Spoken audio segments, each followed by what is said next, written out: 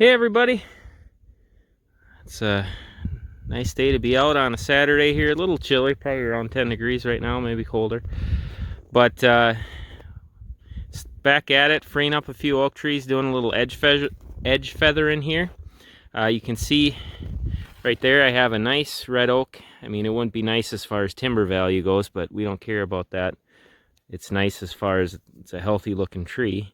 And just working to free it up and feather the edge a little bit here so that it can increase acorn production. Dr. Craig Harper did a study that showed that if you clear the crown competition, so you free up that crown around an oak tree, you can increase the acorn production by over 50%. So I freed that one up, and what I will do next is, you can see there is a white oak in the middle of all these basswoods. The one right there, that's a white oak.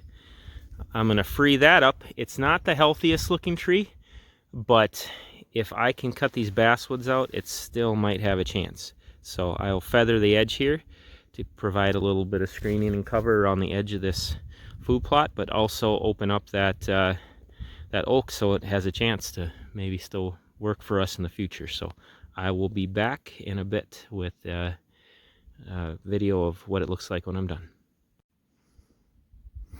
All right, well, there's the after effect. 10 minutes later, and a white oak that didn't stand a chance before is wide open. You can see it was growing under trees with that. There's no branches up the right side there, and definitely reaching out towards the sunlight because it was crowded out right here before, but now she's wide open. So, yep, knock the big trees down. I do not try to hinge cut trees like that.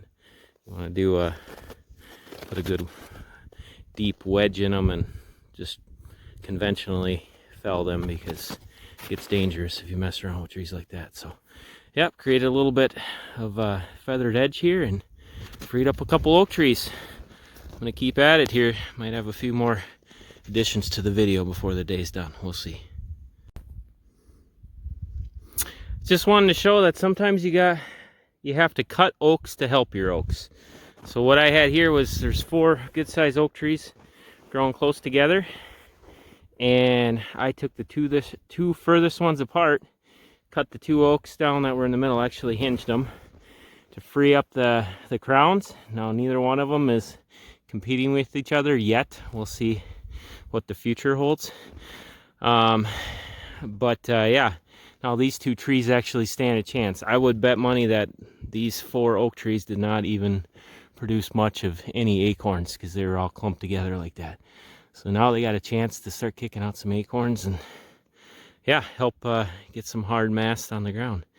And when you're doing this, if you want to know, I mean, general TSI, a good rule of thumb is, if you're wanting to free up some trees, you cut, for every inch the tree is in diameter, you cut 1 foot of everything that's around it. So even like this oak right here, I'm probably going to cut a couple of them little scrubby oaks growing underneath it just to completely free it up. But so if you got an 8-inch tree, you clear 8 feet around it. Kind of a good rule of thumb. All right, I got to get back at it. Another big old basswood bites the dust. So here's what I got going on right here.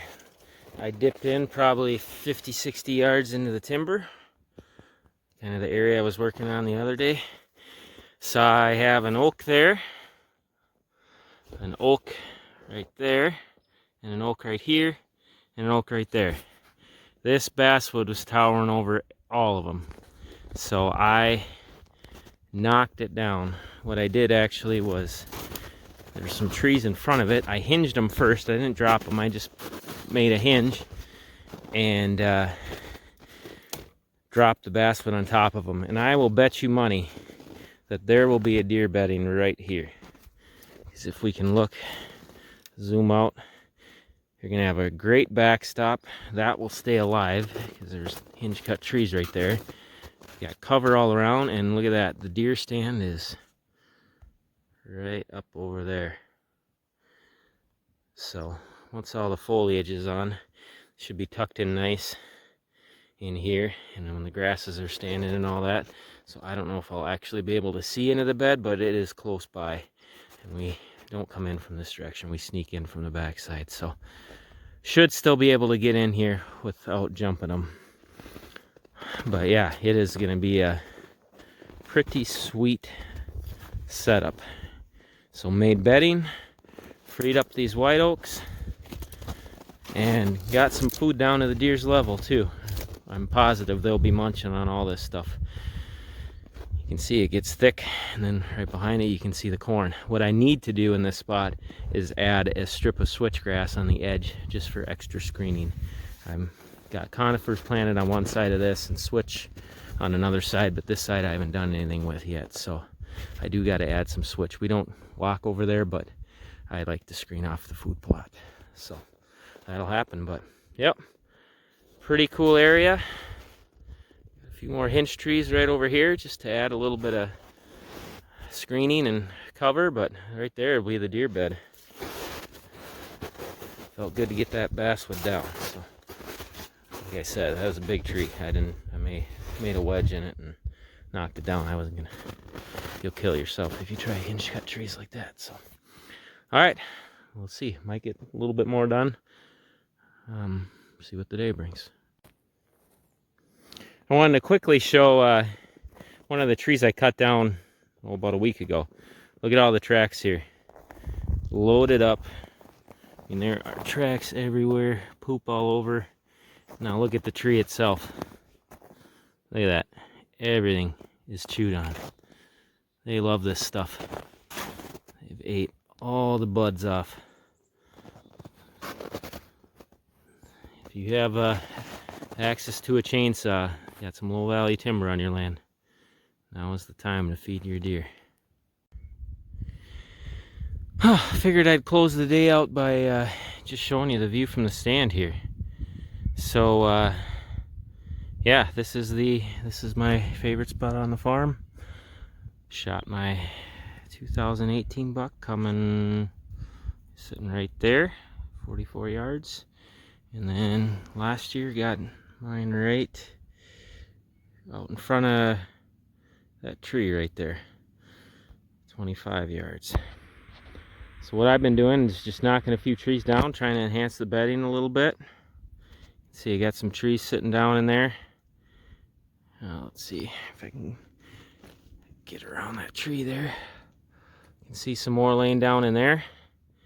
You know, one buck that I shot was bedded up in that area, right up in there.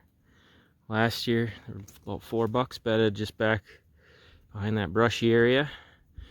Today, I just knocked down junky trees. You can see some up by the snowmobile there. Freed up those oaks, as I said earlier in the video. Got a lot of stuff down on the ground over here to try feather the edge a little bit, get food down. And yeah, if you go back in that ridge back there, there's some hinge cut bedding too. If my chain wouldn't have fallen off my saw, I forgot my tool, I'd be cutting those. You see the berries there? That's buckthorn. Stuff is junk, and there's 2 big berry trees right here. I'll remember those for summer at least and cut them, and you gotta spray the stumps, otherwise they stump sprout like crazy. So this is the view. Hopefully I can, or somebody can at least go 3 for 3 out of this one next year. It's just a nice, real good spot. Here's an example of how winter is tough. Look at that. There's a dead, you can't see his head really. There's a dead buck right there. He died, sometime at the end of December. I had him on camera throughout December, and then my brother found him when we were shed hunting. So it just shows that the winter can be awfully tough. So that's why it's good to do this kind of stuff. Well, hope you all have a fantastic day, and hope you can get out and just enjoy creation a bit. God bless.